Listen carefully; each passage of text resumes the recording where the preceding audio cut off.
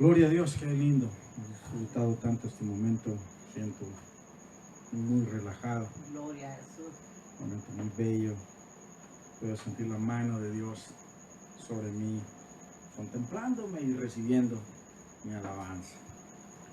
Busca por favor, mi hermano, en el Evangelio, la primera carta de Pablo a los Corintios. Primera de Corintios, vamos a leer 3 versículos, 2 del capítulo 10 y 1 del capítulo 11. Así que busque por favor el capítulo 10 de Primera de Corintios. Y cuando encuentre Primera de Corintios capítulo 10, busque el verso 23 y 24. Esos dos vamos a leer. Y luego nos vamos a pasar hasta el capítulo 11, el versículo 1. Capítulo 10, verso 23 y 24. Y cuando lo tenga, usted dice amén y se pone de pie. Vamos a leer la escritura. No quiero que perdamos la costumbre. Así que usted está conectado con nosotros, ¿eh? ¿Está conectado? Sí, está conectado. Entonces estamos conectados con el Padre, con el Hijo y con el Espíritu Santo. Vamos a leer su palabra. En el nombre del Padre, el Hijo y del Espíritu Santo. Dice así la escritura. Primera de Corintios 10, versos 23 y 24. Todo me es lícito, pero no todo conviene. Todo me es lícito, pero no todo edifica. Ninguno busque su propio bien, sino el del otro. Ahora nos pasamos al capítulo 11, al verso 1. Sed imitadores de mí, así como yo de Cristo. Qué cosa más tremenda. 3 cosas dice el apóstol ahí. Todo me es lícito, pero no todo conviene. Todo me es lícito, pero no todo edifica. Ninguno busque su propio bien, sino el del otro. Y luego dice en el 11.1, sed imitadores de mí, así como yo de Cristo. Padre, bendigo a cada uno de los que estamos reunidos ahora, Señor, a través de esta plataforma, Señor Jesús. Gracias por tu amor y tu fidelidad hacia nosotros.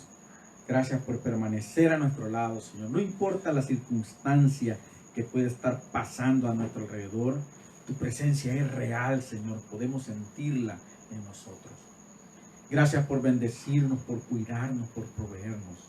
Y gracias por darnos la oportunidad, Señor Jesús, aun cuando se podía haber pensado en algún momento que no íbamos a poder compartir, a tener estos momentos especiales contigo. Sí los tenemos, Padre, y esto es gracias a tu misericordia, gracias. Que esta palabra bendita hable a mi vida, Señor. Que esta palabra bendita hable a la vida de cada uno de mis hermanos y hermanas que la están recibiendo en este momento y a los que la van a recibir en los días posteriores, Dios. Que la bendición que ella tiene caiga sobre cada uno de nosotros y nos enriquezca, Señor, espiritualmente. Y nos enriquezca, Señor, en amor hacia ti. Que aprendamos a amarte cada día a través de conocer tu palabra, Dios, de oír tu palabra, de entender tu palabra, de disfrutar tu palabra. Bendícenos más de lo que ya nos bendice, Dios, gracias. Sé que tu amor y tu misericordia es infinita y tu bondad es inigualable, Dios, incomparable. Gracias por todo lo que haces con nosotros. Ahora, Señor, entregamos este último momento, Señor Jesús, de este servicio, Dios, para que tu gloria pueda, Señor Jesús, resplandecer sobre cada uno. Gracias por tu amor, en el nombre bendito de Jesús. Amén y amén. Gloria a Dios. Dice que el apóstol Pablo está hablando de una iglesia difícil, usted ya lo sabe. Corinto era una iglesia difícil.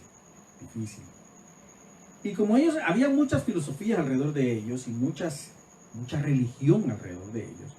Y mucha religión incluso porque dentro de Corinto habían gente que no eran judías y que eran judías. Que eran de los que llamaban prosélitos, que venían de otras naciones y que se habían convertido al evangelio.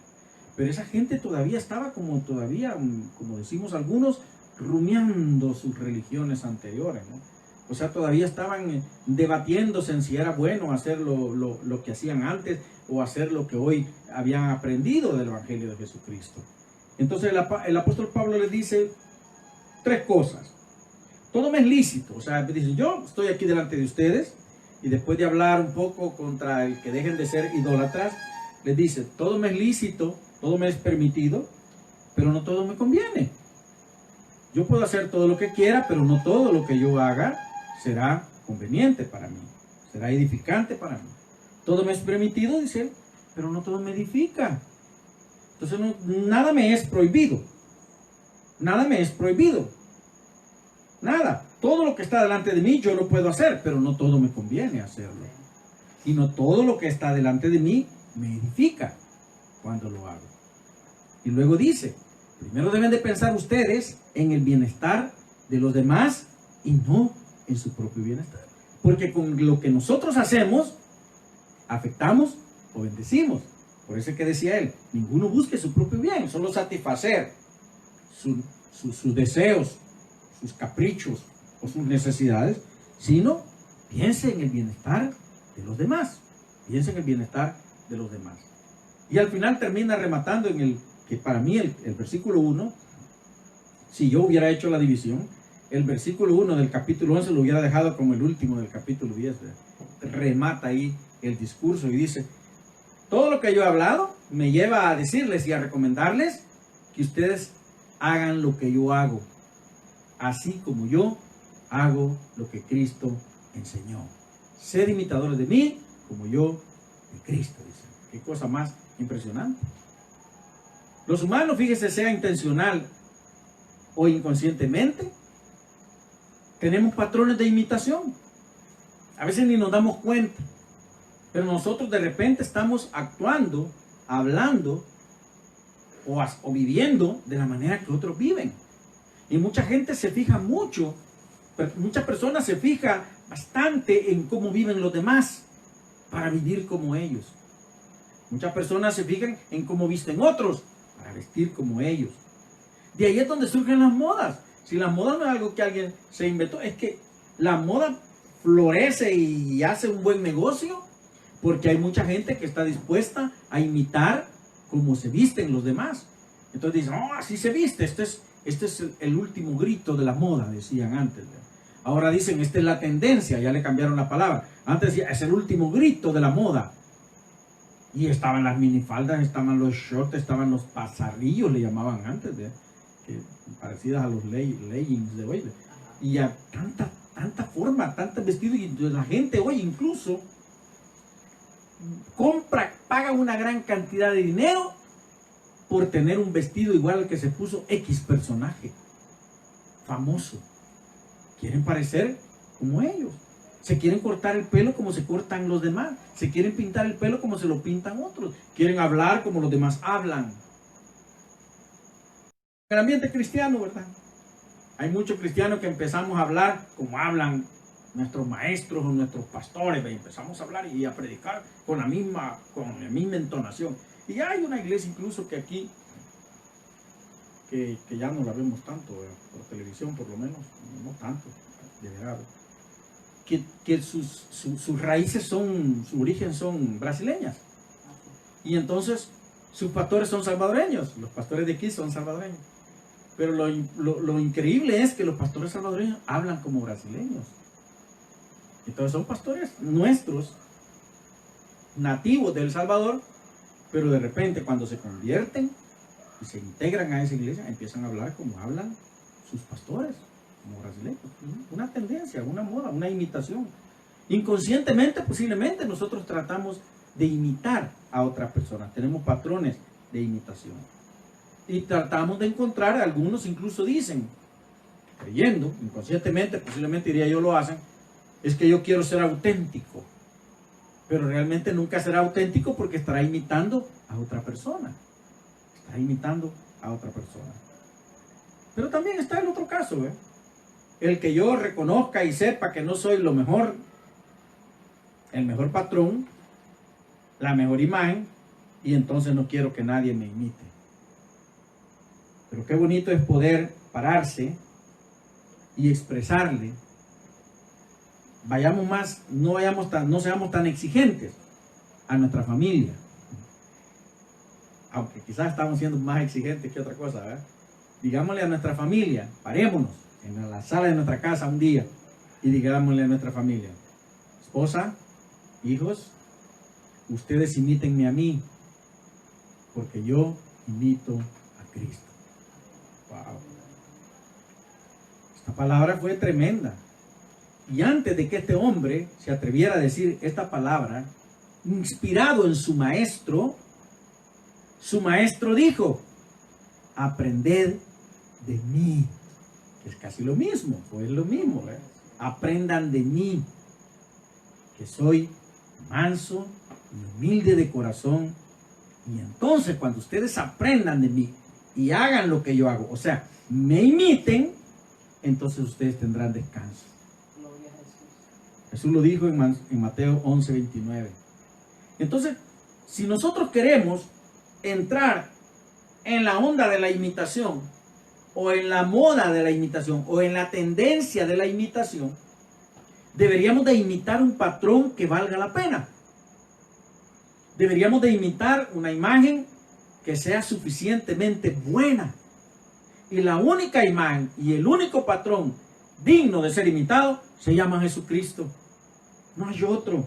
Por buena que sea la persona, por buena que parezca y por bondadosa, el único patrón digno de ser imitado y al que nunca le van a encontrar una tacha, nada que criticarle ni que señalarle, se llama Jesús. Amén. Y entonces Él es nuestro patrón, la mejor imagen para que usted y yo imitemos. Vamos a ver 4 cosas nada más en que podemos imitar a Jesucristo. 4 cosas. Una, en mansedumbre. Por eso Él dice: llevad mi yugo sobre vosotros y aprended de mí, que soy manso y humilde. Mansedumbre. ¿Qué es la mansedumbre? Alguna gente decía antes, ¿verdad? Mire, yo soy manso, pero no lo otro, ¿verdad? Pero ser manso no quiere decir que ese es bobo, ni que ese es débil. No tiene nada que ver una cosa con la otra. El ser manso no significa ser débil. El manso tiene una gran fuerza interior que le permite poner su voluntad y sus reacciones bajo el control de Dios. Es una persona mansa, que no se permite ni se da el lujo de actuar por impulso, sino que somete todos sus impulsos, todas sus emociones a Dios. Y entonces permanece manso, quieto, tranquilo. No se deja llevar por sus emociones ni reacciona sin control ante una situación. Una persona firme, que no fácilmente, antes decían, te estoy, ¿cómo era que decían? No, una palabra bien fea, te estoy ahí, y le puyaban a uno y le molestaban para ver hasta qué punto no reaccionaba mal. A los cristianos del antiguo tiempo, no sé si todavía lo hacen, pero les hacían bromas y les decían cosas y les hacían invitaciones para probar si realmente ese tipo tenía paciencia o era tranquilo o de verdad era cristiano. Entonces un manso no se deja dominar por esas cosas. Puede sentirse muy, muy mal, quizás empezar a sentir que le hierve la sangre, como dicen, pero somete esas emociones a la voluntad de Dios. Aprended de mí, dijo Jesús. Es que la única vez que yo leo en las Escrituras, todo lo que Jesús hizo no está escrito aquí, pero la única vez en que yo encuentro a Jesús, como digamos, enojado, es cuando le rebalsó el vaso al ver que habían hecho un mercado del templo del Señor. Todo el atrio del Señor estaba lleno de ventas y de intercambio de monedas. Mucha gente de muchas naciones, judíos de muchas naciones que habían ido a vivir a otras naciones, llegaban con monedas de sus países. Y para comprar ahí el animalito tenían que tener la moneda local. Y entonces habían semibancos ahí, ¿no?, que hacían el intercambio, casas de cambio. Y Jesús se molesta porque era un negocio. ¿Y cómo es que la casa del Señor se puede hacer un negocio? Es la única vez. Por lo demás, Jesús, cualquier tentación que sus opositores le hicieron, se mantuvo bajo control. Y no quiero decir que esa vez Jesús dejó de ser manso. No, Él era Dios. Y estaba hablando correctamente. Y era la única forma quizás que esta gente iba a entender. Es más, yo creo que ni entendieron. Pero dio una demostración de poder, de autoridad. Pero muchas veces nosotros nos tomamos de eso y decimos, no, si hasta Jesús, entonces yo vengo y hago el relajo aquí, ¿no? Manso, aprended de mí, dice el Señor, que soportó los golpes, que soportó los insultos, que soportó las injurias, que soportó toda clase de vejámenes tranquilo, que soportó el sufrimiento, conociendo lo que venía para él, lo soportó y estuvo dispuesto a decirle: Señor, esto está difícil, pero hágase tu voluntad y no la mía. Un hombre manso. Y la mansedumbre, fíjense, nos ayuda a vivir en armonía con los demás. Dice Efesios 4:2, con toda humildad ustedes compórtense, decía recomendando Pablo, con toda humildad, así sean ustedes. Compórtense con toda humildad, caminen con toda humildad y mansedumbre, iglesia del Señor, soportando con paciencia los unos a los otros en amor, mansedumbre. La mansedumbre nos ayuda a soportarnos a nosotros mismos y a mantenernos en armonía dentro de la casa, dentro del trabajo, dentro de la iglesia. Nos ayuda a mantenernos en armonía. ¿Cómo debemos de caminar? Dice él. Con humildad, ¿no? Aprended de mí que soy manso y humilde de corazón, dijo Jesús. No solamente con palabras. ¿Ves que yo soy una persona muy humilde? Ya dejó de ser humilde. La humildad no se demuestra con palabras, se demuestra con hechos y no se tiene que decir para que la gente lo perciba. Jesús era el único que podía decirlo. Él dijo: yo soy el Hijo de Dios. Porque era lo que decía. Sus palabras estaban calificadas para decirlo. La mansedumbre nos ayuda a vivir en armonía con los demás. Y la mansedumbre debe ser parte de su vestido y de mi vestido. La gente debe vernos a nosotros con ese adorno. Cuando usted compra una cadena y se la pone, una de las cosas, recuerdo en este momento ya que menciono cadena, cuando yo estaba soltero todavía, entonces uno de mis sobrinos se le cayó un diente, era un pequeñito, y entonces me agarró la cosa de decirle: mira, este diente es del niño, es su primer diente, se le cae, y lo mandamos a poner en un dije para ponerlo en una cadena. Y entonces yo, muy orgulloso, me ponía la cadena con el dientito ahí, ¿verdad? Y la gente, cuando veía el dientito, me decía: ¿es de su hijo? No, les decía, es de mi sobrino. Pero entonces uno se pone las cosas para que los demás las vean. Usted no se pone los adornos porque le gusta verse, y cuando se ve usted, se ve bien. Usted se los pone para que los demás lo vean, para verse bien ante las demás gentes. Por eso es que nos peinamos, por eso es que nos perfumamos, por eso es que nos ponemos toda clase de adornos, para vernos bien delante de los demás que van a estar alrededor de nosotros. No necesariamente para lucirnos, pero para vernos bien. Entonces, una de los adornos de nuestra vestidura debería ser la mansedumbre. Dice la Escritura, Colosenses 3:12, vestidos pues, vístanse, pongan sobre ustedes, que se note más que su vestido externo, decía él, vístanse como escogidos de Dios, santos y amados, de entrañable misericordia, vístanse de entrañable misericordia, vístanse de benignidad, o sea, de amabilidad. Benignidad es un sinónimo de amable. De benignidad, vístanse de humildad, vístanse de mansedumbre. O sea, no sean fácilmente dominados por las emociones. La mansedumbre debe ser parte de nuestro vestido. La gente debe ver en nosotros personas mansas, personas tranquilas, personas que no se alborotan fácilmente, personas que no se salen de sus casillas, que no los sacan de sus casillas fácilmente. La mansedumbre también nos sirve para poder corregir o aconsejar a otros. ¿Cómo podemos aconsejar a otras personas si nosotros somos, ¿cómo le dicen a eso, güey? Gasolina en el medio del fuego, güey? En vez de agua le tiran gasolina. ¿Cree usted? ¿Qué vamos a hacer? Este de mecha corta, les decía. Este es de mecha corta, decía. Porque fácil lo enojaban. ¿Y cómo podemos decir, mira, tranquilo, si uno es de mecha corta? Entonces la mansedumbre nos ayuda a poder aconsejar a otras personas.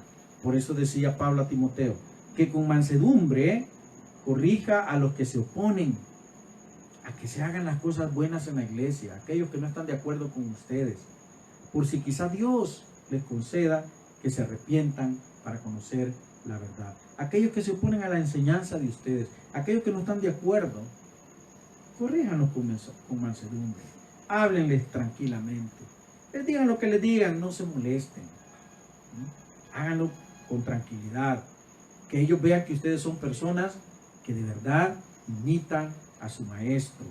Y entonces el consejo va a ser bien recibido, ¿no? Yo no recibiría un consejo que alguien me dijera que yo veo que una persona que es fácilmente irritable y me va a decir, usted tiene que ser una persona tranquila. ¿Y quién me lo dice? O como decía mi mamá, lo que le dice el comal a la olla, ¿verdad? No mentiles. Porque antes con las tizones las ollas quedaban negras de tile, ¿verdad? Lo que le dice el comal a la olla, no mentiles, y los dos estaban llenos de tile. Entonces, la mansedumbre nos ayuda a poder ser consejeros de otros para que Dios los bendiga, para que Dios les pueda ayudar.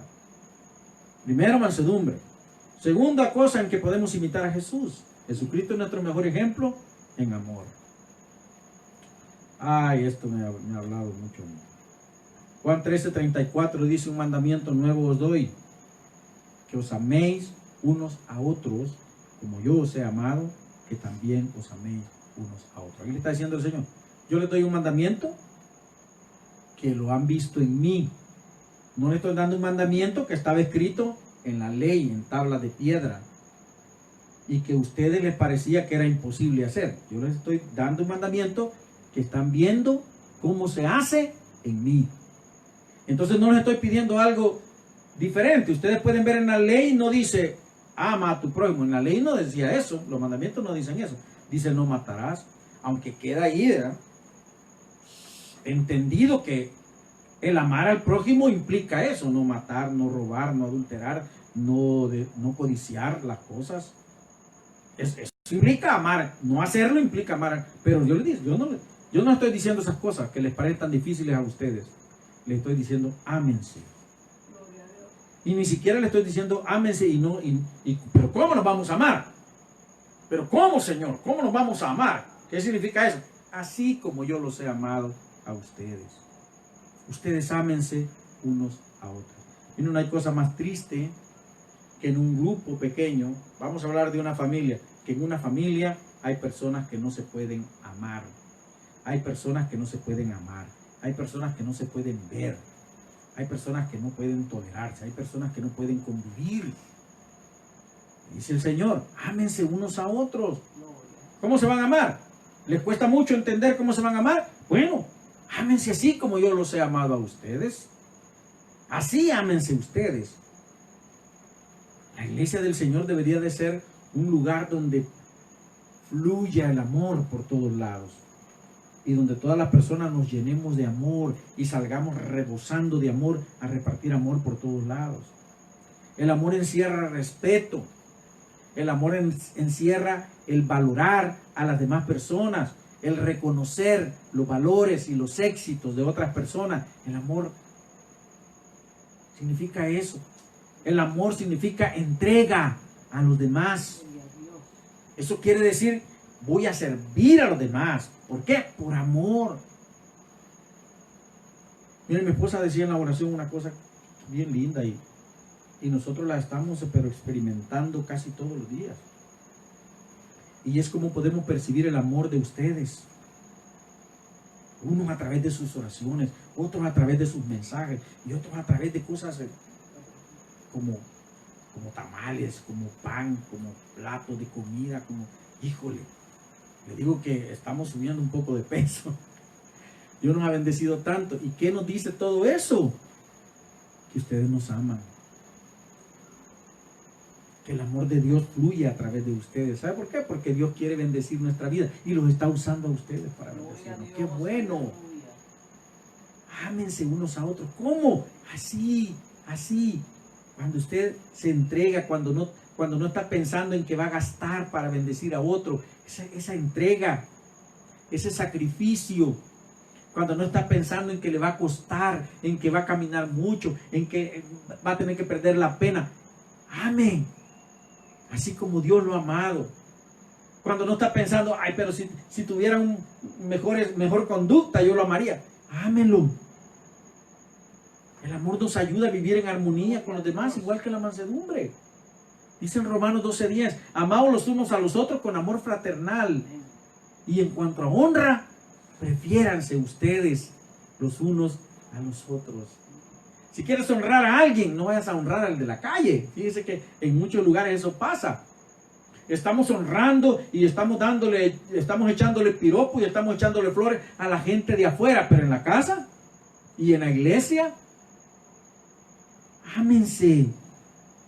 Y en cuanto a honra, ustedes prefiéranse entre ustedes. Y cuando ustedes se prefieran, no van a tener que andar buscando por otro lado. No van a tener que andar buscando virtudes en otra gente, porque entre ustedes están ahí todas las virtudes. Aleluya.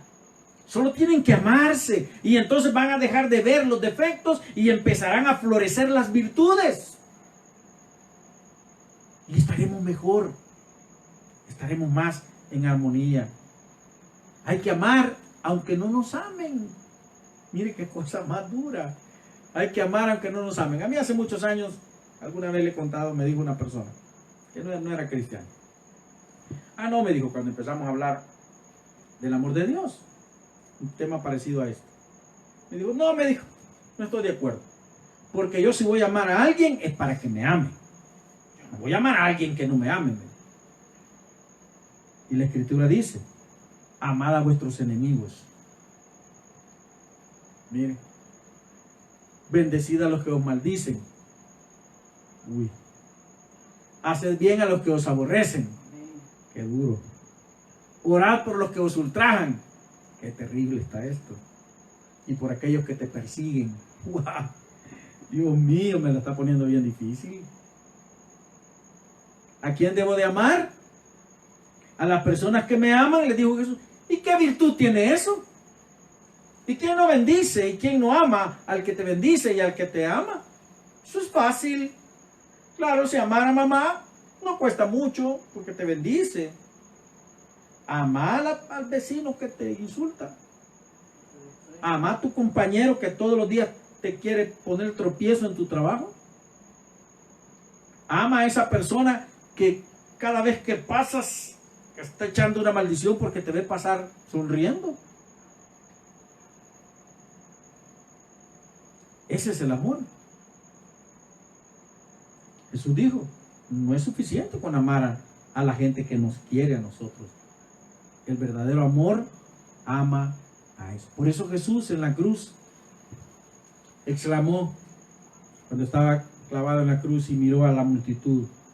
Y entre la multitud estaban algunos soldados de Roma, estaban religiosos que lo habían pedido a Pilato que lo crucificaran.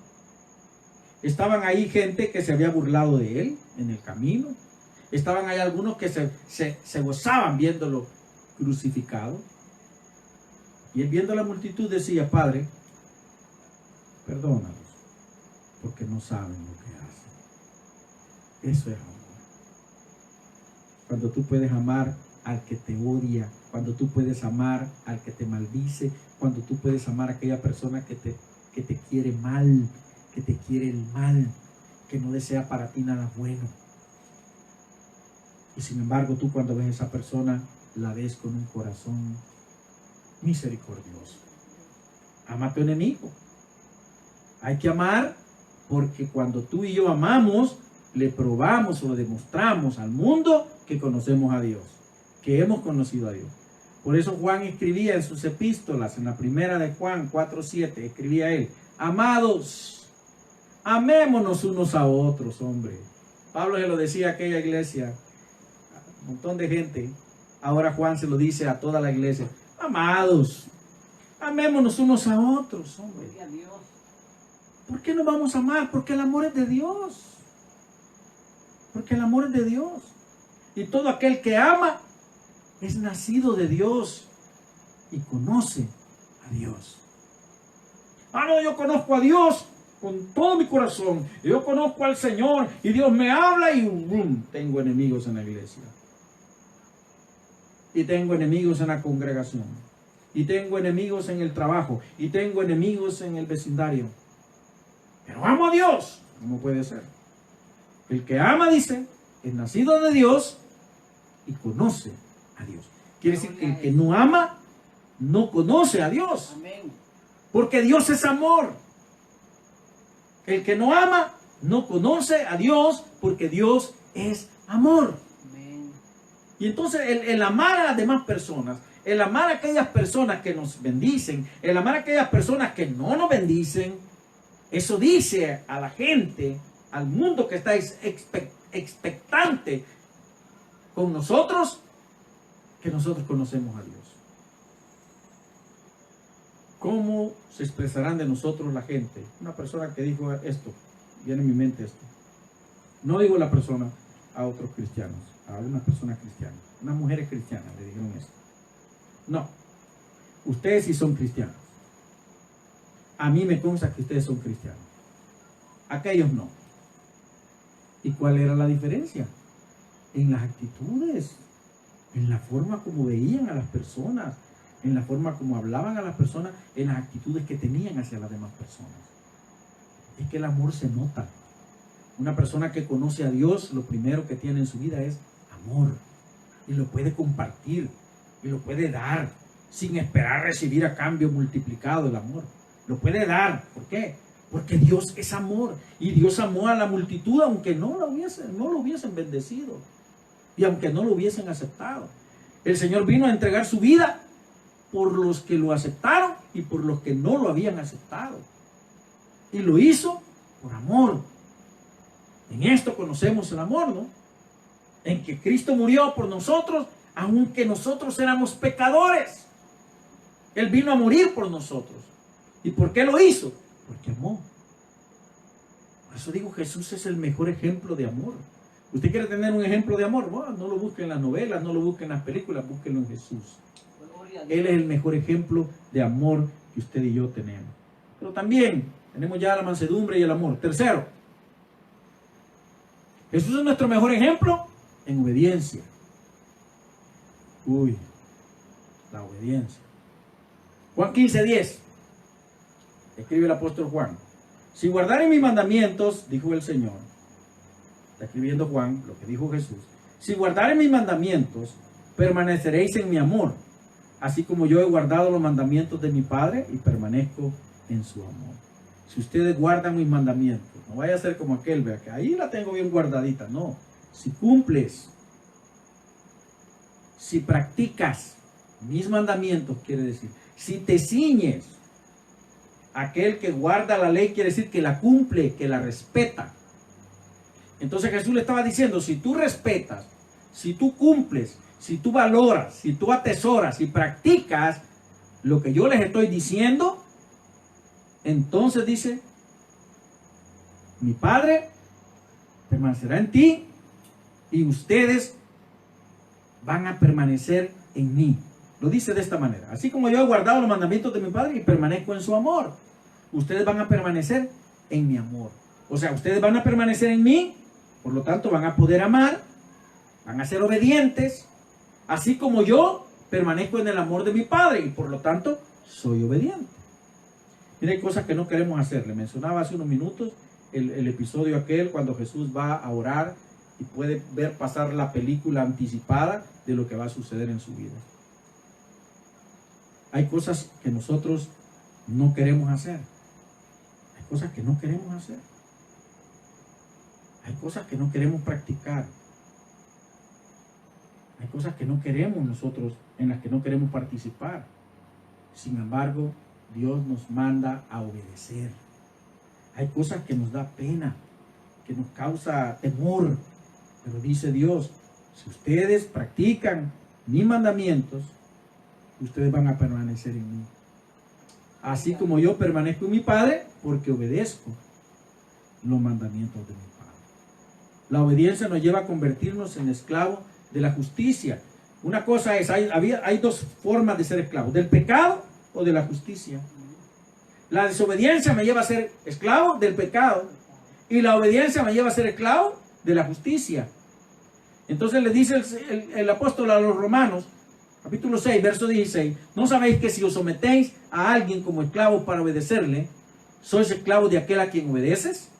Sea del pecado para muerte, sea de la obediencia para justicia. O sea, si usted obedece a alguien que lo lleva a hacer cosas malas, usted es esclavo del pecado. Un momento en mi vida, de los momentos que más recuerdo, porque ya estaba grande y consciente, era un estudiante de bachillerato. Usted se puede imaginar un joven de 17 años 16 años, 17 años, estudiando el bachillerato. En aquellos tiempos en que yo estudié, cuando en la efervescencia vamos a cambiar la sociedad, vamos a cambiar el mundo, y nosotros íbamos a cambiar el mundo gritando, insultando a la Fuerza Armada y a la policía. Íbamos a cambiar el mundo lanzando piedras contra los tanquetas. Íbamos a cambiar el mundo interfiriendo el tráfico en la capital, portando unas pancartas y gritando en las calles. Íbamos a cambiar el mundo de esa manera. Y había muchachos que eran muy buenos, tenían mucha labia, y llegaban y arengaban, y nosotros de repente estábamos todos aburridos, de repente estábamos a la calle, esclavos. No entendíamos. Yo a cabalidad no entendía por qué andaba en la calle haciendo eso. Me gustaba mucho, me emocionaba, me sentía muy fuerte, muy valiente, pero no entendía. Me había convertido en un esclavo, y yo simplemente hacía lo que decía. Vamos al Parque de Libertad, vamos a la intersección allá donde antes era el Cochinito. Creo que la mayoría no conocen esa intersección, entre la primera calle y la 14 de julio.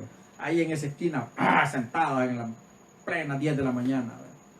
No entendía por qué. Sin embargo, era esclavo. Yo me movía hacia donde ellos decían, vamos ahora a tal parte, y allá, ahí vamos todos. Vamos allá y allá, ahí vamos todos. Esclavos. Por eso Pablo dice acá, ¿no sabes que si te sometes a alguien, eres esclavo de aquel a quien obedeces? Y hay dos formas de esclavitud: del pecado para muerte, o de obediencia para justicia. Gloria a Dios. El obedecer a Dios me hace justo. El obedecer al diablo me lleva a la muerte. La obediencia puede llevarme a convertirme en esclavo de la justicia. Yo prefiero ser esclavo de la justicia, esclavo de Dios, y que me digan, si cucaracha de iglesia. Sí, prefiero ser cucaracha de iglesia y tener la vida eterna, ser cucaracha de un antro y tener la muerte. Y salir en las noticias, en los periódicos, que hubo una balacera y terminé muerto. La obediencia me lleva a ser esclavo de Dios y a poder presentarme justo a través del sacrificio de Jesucristo. Y la obediencia es la mejor demostración de respeto y amor.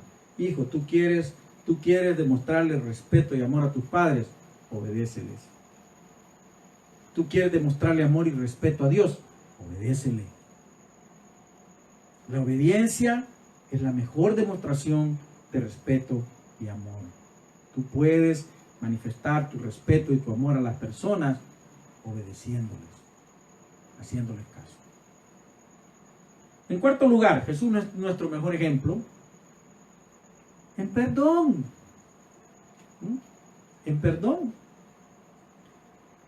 Esto es lo que cuesta, ¿verdad? Cuesta quizá tanto como aquel ama a tu enemigo. Dice en Colosenses 3:13 la palabra, miren. Ustedes lo que tienen que hacer es vivir, caminar, crecer en la iglesia, soportándoos unos a otros y perdonándoos unos a otros, si alguno tuviere queja contra otro. De la manera que Cristo os perdonó, así también vosotros hacedlo. De manera como Cristo te amó, así ama. Y de manera que Cristo perdonó, así perdona.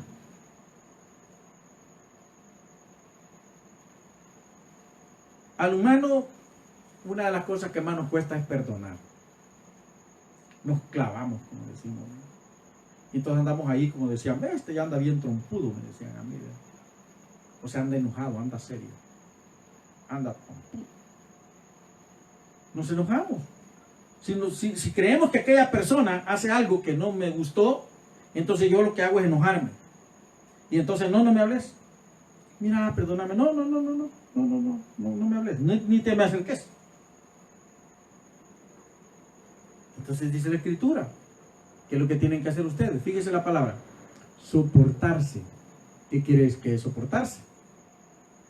Aunque no me guste, y aunque me cueste, y aunque lo sienta incómodo, yo debo sostener esa relación. Dice, soporta el peso, y le ponen a uno una gran piedra, sopórtalo, sopórtalo, y le ponen otra piedra encima y sopórtalo, y uno está ahí. Así es a veces la relación. Sentimos que está pesado, sentimos que ya no quiero, sentimos que ya no aguanto. Bueno, dicen, sopórtense unos a otros y perdónense unos a otros. Perdónense unos a otros. Y muchas veces es necesario que aunque tú y yo no hayamos iniciado el problema, o que no hayamos hecho una ofensa, que demos el paso y digamos, perdóname.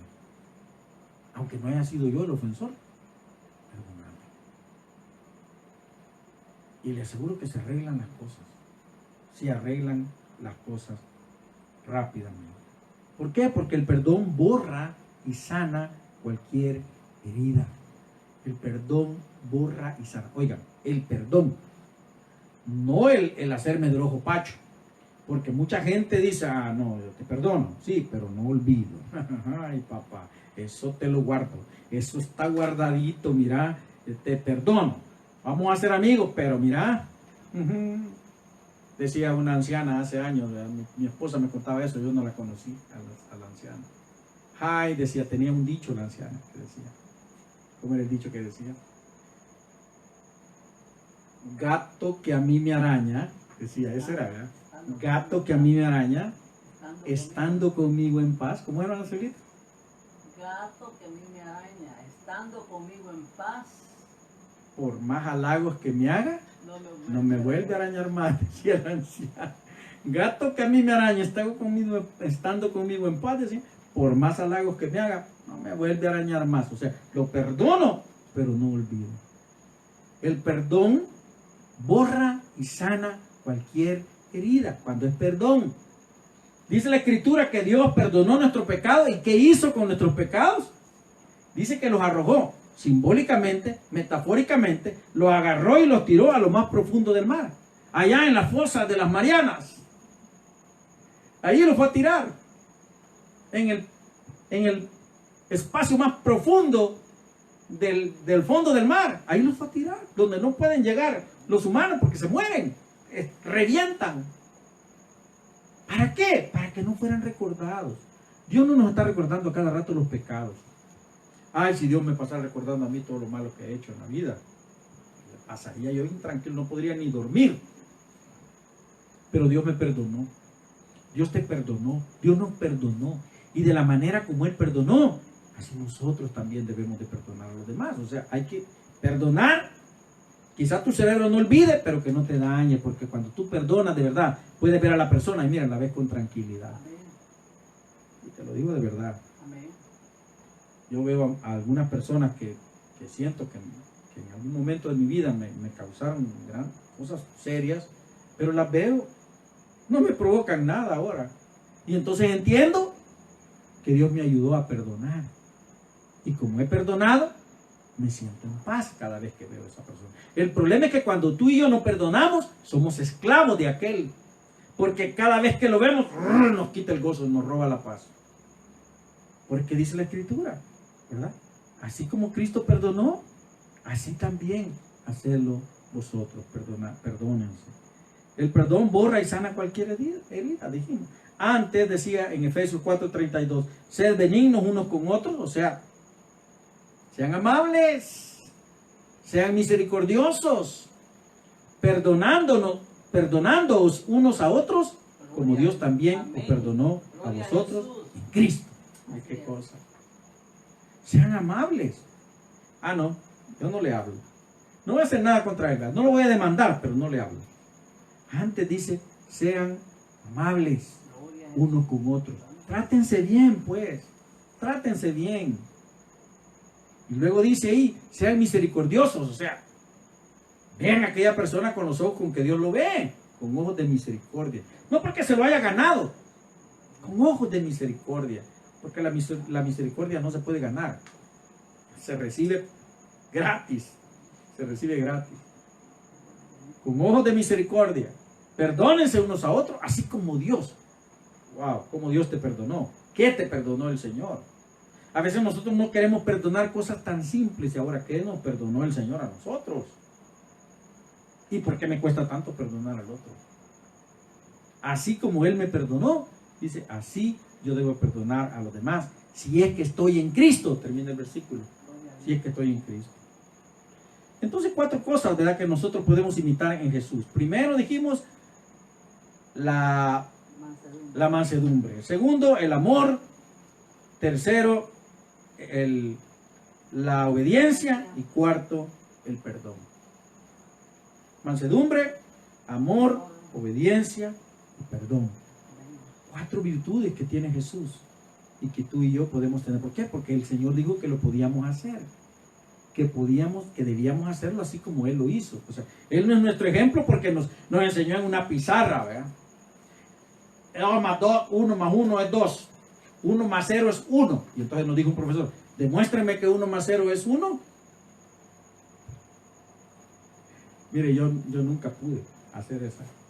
Hay una forma matemática que lo pueden hacer. ¿Por qué 1 más 0 es 1? ¿Por qué? Algunos dicen que lo hicieron, yo nunca lo pude hacer. Si usted lo sabe, por favor explíquemelo, porque yo todavía, 20 años después, todavía no lo entiendo. Pero Dios nos amó. Dios es una persona humilde. Dios es una persona que perdona. Jesús es una persona que obedece, que obedeció, vivió en obediencia a su Padre. Es una persona mansa. Y siempre digo, así como yo. Y Pablo se atreve a decir después de él que dice, bueno, ustedes quieren, aprendan de mí, dijo Jesús. Y Pablo viene e imita a su líder. Qué bonito, ¿verdad? E imita a su líder y dice, miren, señores, después de hablar de tanta idolatría que había en la iglesia de Corinto, le dice, y entonces al final de todo, no me vengan con cosas porque yo pudiera hacer todas las cosas que ustedes hacen y que están mal, pero no me convienen, pero no me edifican. Además, ustedes no deben de pensar en solo satisfacer sus deseos, sino piensen en los demás. ¿Qué es lo que tienen que hacer? ¿Les parece muy difícil imitar al maestro? Imítenme a mí, pues. ¿Qué es lo que ven en mí? Hagan lo que yo hago. Por eso decía, parémonos en casa un día y digamos, hijos, esposa, familia, iglesia, hagan lo que yo hago. ¿Por qué? Porque yo hago lo que hizo Jesús. Esa es nuestra tarea. Esa es nuestra tarea. La tarea nuestra es imitar a aquel que vale la pena imitar. No a esos fantoches que duran poco tiempo y terminan muertos o en las drogas. Imitar a aquel que verdaderamente vale la pena imitar. Gloria a Dios. Él es el único modelo que tú y yo tenemos de imitación. Él es el único que tiene todo lo que tú y yo necesitamos para vivir victoriosos y tranquilos, en armonía. Él es nuestro gran ejemplo, es el mejor ejemplo. Eso quiere decir que todo lo que Él pide que nosotros hagamos, Él lo hizo primero. Y el problema es que muchas veces nosotros le exigimos a los demás que hagan lo que yo no estoy dispuesto a hacer. Ese es el problema. Pero cuando tú y yo nos sometemos a la voluntad de Dios y aprendemos a ser mansos y aprendemos a amar, aprendemos a perdonar, Dios cambia nuestra vida. Cambia nuestra vida. Él es el mejor ejemplo de imitación que tú y yo tenemos. Oigamos la voz de Dios que dice, aprended de mí, y oigamos la voz de aquel hombre que se atreve a decir, imítenme a mí, porque yo lo imito a Él. Así me gustó el tema de una canción que escuché hace muchos años. Ese pedacito es casi el único que me gusta de esa canción. Que dice, Señor, ayúdame a ser como tú, porque este chiquitito quiere ser como yo. Padre, yo bendigo a cada persona, Señor, que esta noche ha compartido con nosotros este culto, Señor, esta celebración. Pido, Señor, en el nombre de Jesús, que tú puedas darnos la fortaleza, Señor, la valentía para poder imitarte no solo en aquellas cosas, Señor, en que reprendemos demonios y hacemos tantas cosas, que podamos imitarte también, Señor, en mansedumbre, que podamos imitarte en amor, que podamos imitarte en obediencia y que podamos imitarte, Señor, en perdón. Ayúdanos, Señor, ayúdanos a tener por lo menos estas 4 cualidades que vemos en ti claramente a través de las Escrituras y las cuales tú nos recomiendas que nosotros también las practiquemos en tu palabra. Ayúdanos a ser imitadores de ti y que podamos hablar con mucha fortaleza, Señor, con mucha propiedad, diciendo: señores, imítenos a nosotros, porque nosotros imitamos al Maestro. Padre, gracias por tu amor y por tu misericordia. Les digo a cada persona, a cada familia, y clamo, Señor, para que esta bendición, Señor, de poder querer ser imitadores tuyos, pueda llenar nuestro corazón. Y esta tarea y este reto, Señor, sea tomado por cada uno de nosotros y lo pongamos por obra, Señor. En el nombre de Jesús te bendecimos. Amén y amén.